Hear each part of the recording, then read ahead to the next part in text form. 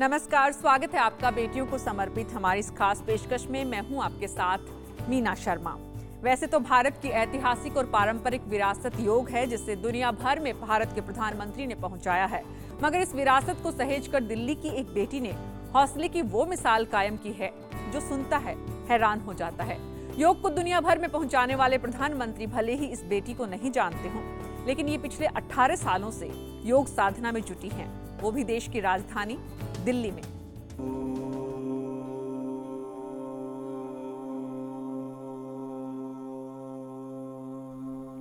योग सिर्फ शरीर को स्वस्थ रखने का मंत्र ही नहीं है, बल्कि जीवन निर्माण का जरिया भी है। अगर आप इस सच से मुखातिब होना चाहते हैं, तो मिलिए दिल्ली के इंडियन स्पाइनल इंजरी सेंटर की ट्रेनर प्रज्ञा घिल्डियाल से।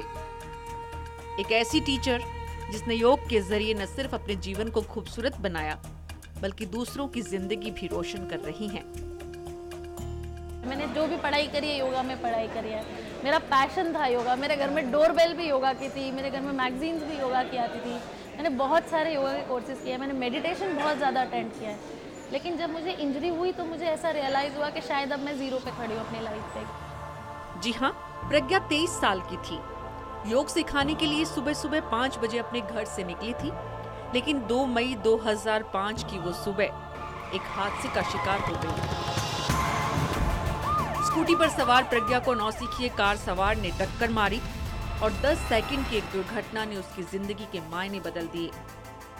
मल्टीपल फ्रैक्चर के कारण 3 महीने अस्पताल में रहना पड़ा और उसके बाद जो सच सामने आया वो दिल दहला देने वाला था। योगा टीचर अब व्हीलचेयर पर थी, कमर के नीचे के हिस्से ने काम करना बंद कर दिया था, लेकिन प्रज्ञा ने अपनी इच्छा शक्ति से मेडिकल साइंस को बौना साबित कर दिया।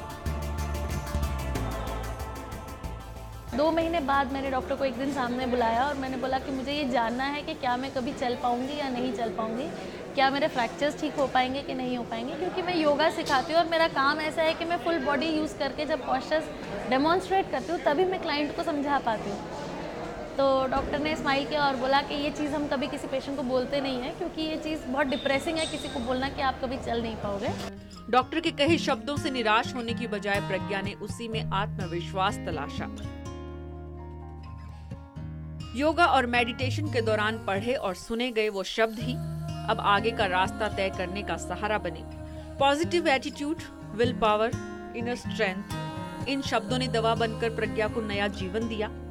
लेकिन अब असली चुनौती थी लोगों का भरोसा जीतने की। बीइंग अ व्हीलचेयर यूज़र और being a woman in wheelchair user, ये बहुत मुश्किल है इंडिया में सरवाइव करना। इंडिया में अगर कोई लड़की व्हीलचेयर पे है तो उसे बहुत बड़ा टैबू माना जाता है एक तरह से। अपनी निरंतर मेहनत से प्रज्ञा ने साबित किया कि विज्ञान और समाज दोनों आपके साथ ही हैं, बशर्ते कि आप उनके साथ चलने की ईमानदार कोशिश करें। हालांकि 7 साल साथ रहने वाले दोस्त की कोशिश विफल हुई। जब इस हादसे के बाद जीवन साथी बनाने का वादा वो पूरा नहीं कर सका, मंगेतर बनने वाले दोस्त ने माता पिता के विरोध के नाम पर दूसरी शादी कर ली। लेकिन प्रज्ञा को यकीन है कि शरीर से प्रेम करने वालों की इस दुनिया में कोई जरूर ऐसा मिलेगा जो उसकी प्रतिभा को तराशे। ये देश का स्वाभिमान है और हमें इन पर अभिमान है।